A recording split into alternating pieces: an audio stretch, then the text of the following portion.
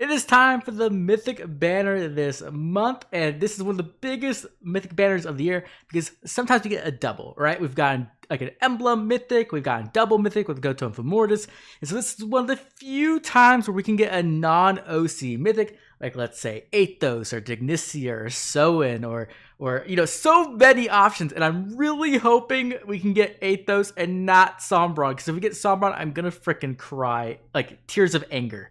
Let's get into this and hope that IS is based this month. I wish I knew what the music sounds like, but I totally don't. Oh, it's a Mythic and Legendary. Okay, so they actually tell you. I'm Athos. Wait, what? Many centuries ago, I fought in the sky. Wait, look at this shit. Wait. They caught me off guard. I wasn't like you done talking. Holy shit. Wait. Dude, look how cool he looks. Bro, this art's fucking awesome. Oh my god. Like, they actually made him look like old school mage. He looks even more old school than he does in FE7. Holy shit. Oh my god. Okay. They actually did it. We didn't get Sombron. Bro. January is the best month. We got Femordis and now we get freaking Athos. Oh my god, finally. I fought in the scouring. Okay, so he's an Anima defense mythic, blue mage. He looks so fucking cool. Oh my god. Wrote by Soda Ipe. Yes! One of the 8 legends. What was that? I saw a lot of stones. Nurgle versus Athos. Looks like he's effective against mages. He does. Frost Moon, he has a new special. I think we'll actually go through the entire banner. Ooh, A skill. Because I want to see who the other person is. And then we'll come back. Okay. Who's next? Oh, it's Ayra. What the fuck? Supreme Astra. We got Legendary Ayra. I was not expecting this. I'm not gonna even lie. This was like the last person I expected, like, ever. I was expecting like Legendary Sorin or Soth, or like maybe a Fates Royal, but I was not expecting Ayra. But she looks gorgeous. Like, this art's really good. I love her armor and the way it accentuates everything. She looks great. She's a water legendary. She's a sword. I mean, that's not a surprise. I'm ready. Sword of Izok. Crusaders Astra. Okay. I see potent follow-up. Speed Taker. We got Speed Taker already. Brutal Tempest. Canto distance plus 1 max 4. Okay.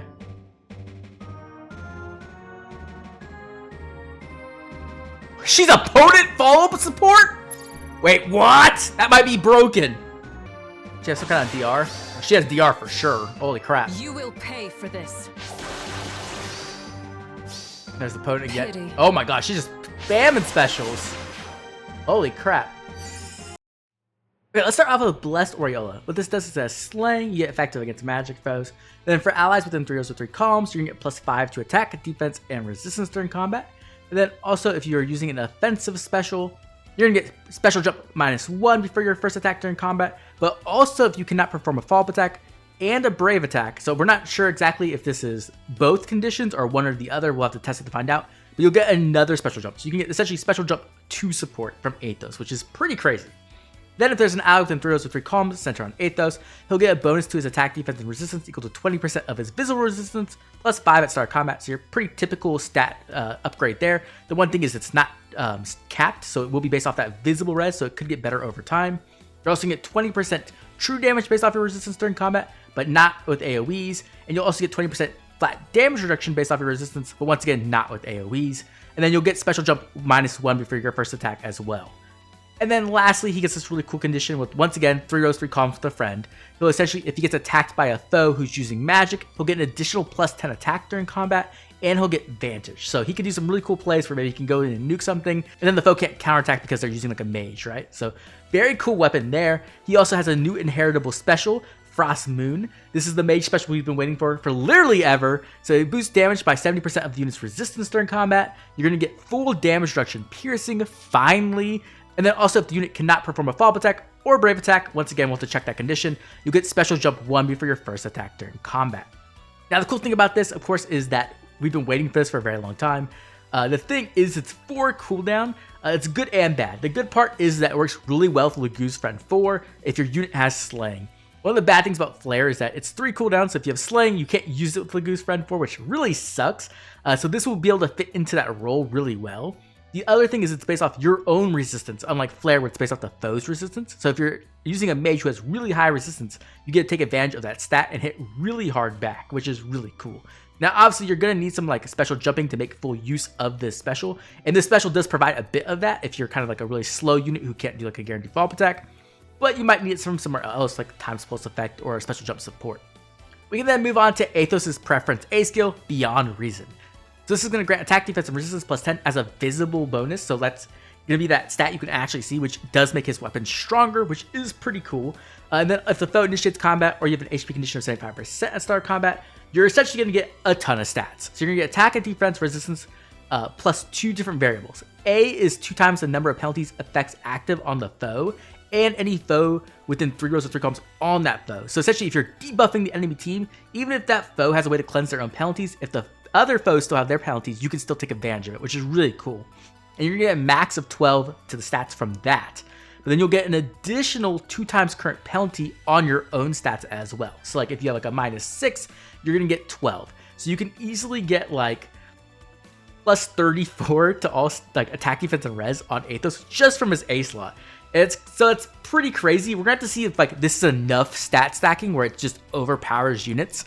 That's kind of what happened with like the legendary male Robin effect, right? Where we had Unity that just gave out a ton of stats and it just allowed you to just be a stat ball and run things over. And Athos might possibly be able to do that as well with this A slot.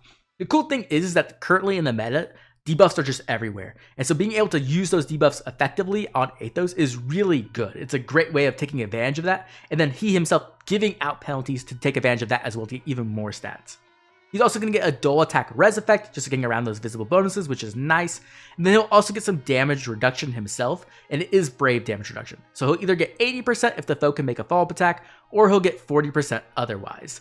This is pierceable DR though, so that is something it's good, but it's not great, right? It would be better if that was like another layer of flat DR. And then lastly, he gets 7 HP healing after combat, because just every unit gets that for some reason nowadays. The rest of the build, we do have Attack Res, Discord, and Pulse Ploy, which are really nice on him, allowing him to provide himself with those debuffs of Discord, Ploy, and Exposure, which is really nice, and he's going to have a really high resistance stat to take advantage of that.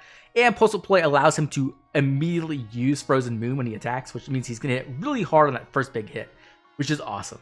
When it comes to roles, I can definitely see Athos being a support nuke. That's going to be the main things he's doing, providing that special jump, that pre-up pulse support, right? But also providing a whole bunch of debuffs and stuff like that as well. And then he's also going to be able to hit really hard as well. The thing is, he does have like that Vantage playstyle, but really that's not the main thing you're going to be using for him. I don't think like trying to use him as like a pure mage tank is a good idea. It's more like something like a bonus you'll get against mages, essentially. And it will allow him to destroy a lot of the meta mages, but I think he probably won't have that much of a struggle doing that just because he does so much damage already. When it comes to game modes, I can definitely see him being used, of course, in Anima defense season. He's our first reinforcement unit, so no matter what, even if you get 1 copy of Athos, he's just immediately useful because you can just throw him into that slot and he doesn't really take up any room on your team. And so while he is competing with units like, let's say, Freyr and Hadron, in reality, he's not really, because you can just put him in that reinforcement slot and then all you're really losing is like a building, which isn't that big of a deal in my opinion. So like, I think at worst you put him there and then he just shows up and like debilitates the entire enemy team and maybe blows somebody up. And at best, you just put him on your defense team like normally, and he opens up that slot for somebody else to come in, like let's say like Felix or like Sigurd or whoever else you want to, who can just destroy the backline of the enemy team. I think it's going to be really interesting to see how this reinforcement slot works on defense exactly and how unique and powerful it will be. We really haven't had a moment like this since like the 7th defense slot with Saros, which completely changed how defense interacted because there was so much unique AI mechanics around it.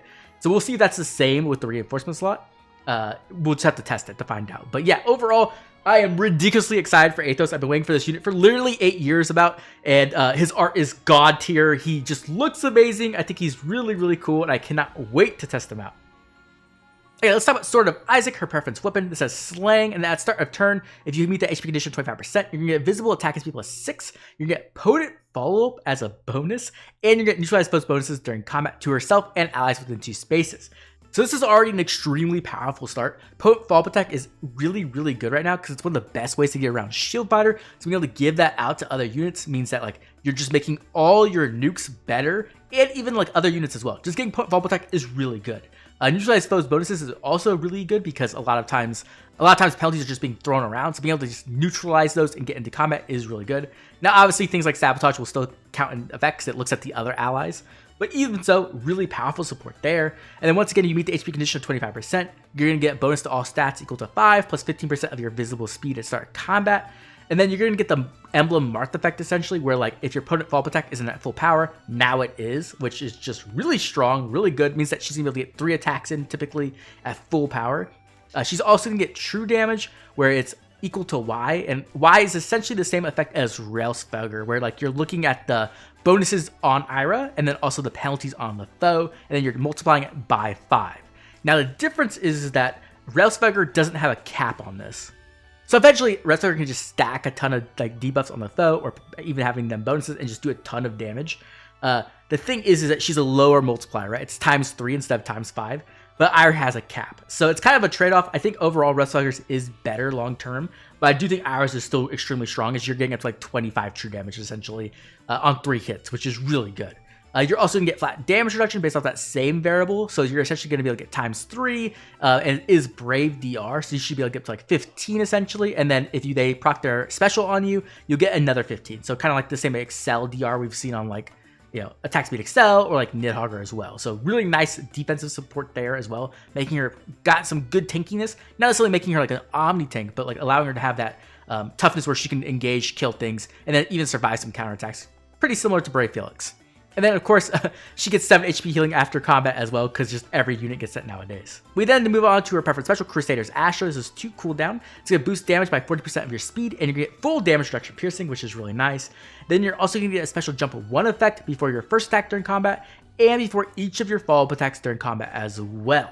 So this is going to mean that, like, essentially if you're using a potent follow-up attack, you should be able to get 3 Crusader Astras during combat, which is really, really, really good. But the other thing that makes her really insane is that it also turns off defensive specials. That's right. So any kind of special that procs from her attack will not activate. So this is massive as it allows her to just completely destroy Shield Fighter saves and other units who rely on those defensive specials. So that's absolutely insane as well. But, you know, to put one more layer of power into that, you also get 40% non-pierceable damage reduction once per combat, the same as like an armored beacon effect, right? So just insanely powerful preference special, especially combined with their very powerful preference weapon. And so overall, I think this is just a really strong kit already. We then have Attack Speed Excel, Speed Taker 4. That's right, Speed Taker's already back. Somehow we got this before Momentum came back already, but either way, this is going to allow her to stack additional speed, get that extra true damage, and even get anti-guard as well. Pretty solid B skill. I'm not sure if this is going to end up being her best B skill. I could definitely see some other things maybe taking priority here, but I do think it is really strong. But then we have a new C skill in Brutal Tempest, and this thing is pretty insane.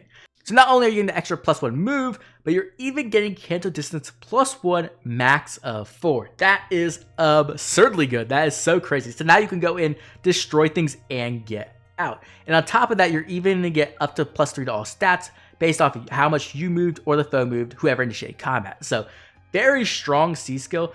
This is very much like Endless Tempest on Brave Felix. The difference being you get like a dull effect on that one, and on this one, you're getting the Canto Distance.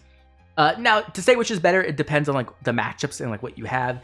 But I do think this is really, really nice, and I probably will be putting this on Brave Felix as well, just because you can run like Set of Support and essentially get that dull effect anyway. And this will allow Felix to go in, move, attack, and Canto out.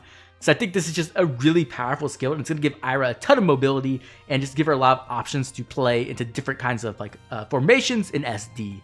So absolutely love this. When it comes to roles, obviously Ayra is a nuke support. Those are the main things she can do. You can try to make her an Omni tank, but I don't think that's where she's really going to excel at. I think she's really going to excel as like that melee nuke who can get in and destroy things and get out. When it comes to game modes, I can see this unit being literally everywhere. Like, she could be in arena because she's a legendary, obviously. I can see her in summer duels like 100%. I think she'll be fantastic there. When it comes to Ether Raid's offense and defense, it is situational because on offense, if it's not water season, your score will get knocked down a bit. On defense, I could see her being used there, even at the loss of your defense scoring, because essentially you're just going for the win. And as long as you win, you don't lose that defense score. So I could see her possibly being used on defense for that follow-up attack support, and essentially like her like jumping in and killing something with like, let's say, Celica Ring. You could like maybe run like past in her B slot instead, and it'll let her teleport back into the backline to destroy things. Either way, I definitely think I could see her being used in essentially every game mode. Okay, let's move on to the Anima Mythic tier list, and when it comes to Anima Mythic, I think I still have to keep Freyr and Hathrin above Athos. I think I'm going to have Freyr at number 1, and the reason why is Freyr his cleansing is so necessary right now in E3's defense. Without his cleansing, you literally get sniper ranged by like Lyn and her friends on every single map, and so you have to have Freyr. You even really need to run Freyr in Dark Season at this point, so it's kind of impossible to not put Freyr at number 1. In second place, I'm going to still have Hathrin. I think Divine Nectar is just completely broken as an effect. It's so ridiculously good. And Hathrin is still a really strong frontliner, so I'm going to put her in second. And then I'm going to have Athos, our newest mythic, in third. I could see Athos possibly going higher than, like, let's say, Hathrin. Like, maybe his, like, stat stacking is just so broken, he hits so hard that he just becomes, like, the nuke in the game to kill snakes. And if that's the case, I could see him going up higher. But for right now, I'm going to put him in third place. And S tier, I'm still going to have Mirabilis and Femoris. Both of them are still really solid. Mirabilis, also just being a dancer, helps your team. And Femoris, because of Shield Fighter, can work really well on like your team as like either a near save or a far save. He's obviously not as good as the newest saves, but he is pretty solid with Shield Fighter. In A tier, we're going to have Odor once again, just giving out that like Katie and Lyn effect where you can ignore terrain. It allows him to be somewhat relevant in SD, so I'm going to put him down in A tier. Sarah's going to act as a pretty strong frontliner in E3's defense. Definitely not my optimal choice, but she can work there. And then down in B tier, we're going to have our typical group of people with Duma being in the front, just because, honestly, if you can snipe that safety fence too, it's so worth. But if you miss it, Duma is just like the most worthless thing on your defense, so I'm having him down in B tier. Golveg, once again, just completely useless. She's so inferior to like Summer Golveg for offense, and then in defense, she just explodes and dies, so there's no point in having her. And the same can be said for the other three as well, unfortunately. So that's my Anima Mythic tier list. Let's move over to the Water Legendary tier list, which I haven't updated in quite a while. Okay, so all alone up in S+ tier, we're going to have Ayra. I think Ayra is just absolutely absurdly insane as a unit. Just like I was saying, one of the best nukes in the entire game. Absolutely phenomenal and unique support. I think she's just god tier good. So I think easily she's the best Water Legendary we currently have. Below that, I'm going to have Ninian. Ninian is just continue to be a fantastic dancer. She's one of the best dancers, if not the best dancer in Arena. Being able to have that extra action is just so versatile and amazing. And she's had so many options for skills now that I think Ninian is just absolutely great. After that, we're still going to have Legendary Crom. Still a fantastic unit, and with some builds, he can still kill like the snakes like Nidhogger. So I think he's really good still. And then once again, another dancer, Legendary Zero. Just dancing is really nice. So obviously she's going to be there. Down in A tier, we're going to have Camilla, Byleth, Dimitri, and Leaf. All of them have taken a hit in the past year. Camilla, Breath of Life 4 just kind of wrecked her. Male Byleth is good, but he doesn't really have the firepower to get through a lot of like current saves. Dimitri's definitely taken a hit as like an Omni tank, and even then, like if you try to make him an offensive unit, you have to swap a lot of his build around to make him like really work. He's definitely usable in Arena, but like he's not optimal by any means, and the same could be said with Leaf. And then down in B tier, we have the units who have just really fallen on hard times. I do think Fjorm is actually the best of that group, and the reason why is because she can run things like Lague's Friend and like really act as a pretty decent Omni tank considering how old she is. But I will say like the other units aren't all that fantastic. You essentially have to give them a complete kit revamp to make like something like Sheeta or like even Ryoma work. And even then, they're not that fantastic. And then Guinevere, she's Guinevere. She's just never been very good. And even with Lague's Friend 4, I think she's still pretty mid. Okay, let's move on to the banner analysis. So when it comes to the banner analysis, I do think blue's probably the strongest color here. We get Athos, who's going to be a fantastic unit. He's going to be the first unit who unlocks the reinforcement slot for Anima defense, which is really nice. But you're also seeing Emblem Celica, which means that you're getting like a pretty solid mage nuke. You're also getting Resonance Fodder, but most importantly, you're getting that Emblem Ring, which is a really big account upgrade in my opinion. But then you also have Tamara, and Tamara is like one of the best Omni tanks in the game, and she just duplicates all the fodder, right? She has Lague's Friend inherently. She has Breath of Life 4 inherently, which is two of the best skills already. But then you can just throw on more skills on top of her, and she just keeps on handing them out to everyone. And so I think blue is just insanely stacked and a fantastic color to pull on. In second place, I'm going to have red. And red is, once again, very close. I think red, you could argue, is just as good as blue, if not better. You do have Ayra, once again, fantastic new unit who's just going to be really, really strong. But you also have Nidhogger, who's arguably the best save in the entire game right now. She offers really powerful support. She has great fodder. She helps her score in Astra Season. And then you have Rearm Marianne as well. I think Rearm Marianne is a fantastic unit. People do sleep on this unit a little bit. She's really unique with her dance support that allows her to also nuke, but she can also dance other dancers. And of course, just like Tamara, she can duplicate skills, which means that no matter what you get with Marianne, you can just keep putting new skills on her and she can hand those out to your friends or make your whole entire barracks better. So I do think red is a very close second or maybe even tied. In third place, we're going to go to colorless. Colorless is kind of hit and miss. You have Lathreder, who's one of the best units in the entire game, who has ridiculously good fodder and barricade, and is just meta in every single game mode. But then you have someone like Golbek, who is just a big miss. Like, her fodder is decent with Flared Sparrow, but you really don't want this unit, and you really don't want merges on her either.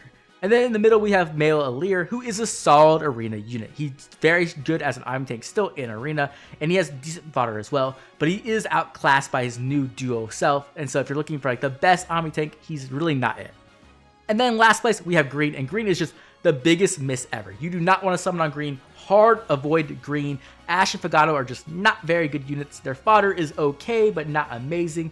And Legendary Male Robin does score okay in arena, and he does offer that unique grand strategy support, but he's definitely fallen off quite a bit just due to the ploy skills and by the fact that his nuking has gone down in so much in power, right? So hard skip green no matter what you do. Personally, I would recommend pulling just blue and red, but if you're like looking for Lathreder or like specific things in colorless, then I could see putting a few orbs there as well. Okay, let's move on to the final part of the video. Should you pull? When it comes to the pros, we have our first Anima Reinforcement Mythic, which is a big deal if you're a like, defensive aficionado or you want to make your defense stronger. Athos is going to help a ton there. So that's already one reason to pull. We have a new crazy support in the form of Ayra, and I think she's definitely worth pulling if you're like big into summoner duels. I think she's going to be fantastic there. You have an amazing blue share and red share where essentially every unit you get has some kind of value to your account. There's absolutely fantastic fodder here and units to duplicate that fodder as well. So I think there's a lot of good reasons to pull. But when it comes to cons, we do have the anniversary coming extremely soon, right? The anniversary will be hitting February 2nd. The Fade channel should be February 1st. And in that Fade channel, we should get the reveal of the new Valentine's banner coming up. But we'll also get a chance to vote for a Hero Rises. And with the Hero Rises, we get to go in and vote for all these units and then possibly make an extremely powerful banner, which might even include Ayra and Athos as well. And so for me, I think the best thing you can possibly do right now is to wait. Especially if you're like free to play or conserving orbs, wait to see that anniversary, wait to see the Fade channel, wait to see how a Hero Rises kind of ends up, right? See if we're going to possibly get one of these units like for free, or if they even make the top 10 so they have a chance of being free before you pull. I know it's kind of difficult to be patient, but I think patience is the best way to go about this if you're trying to conserve orbs.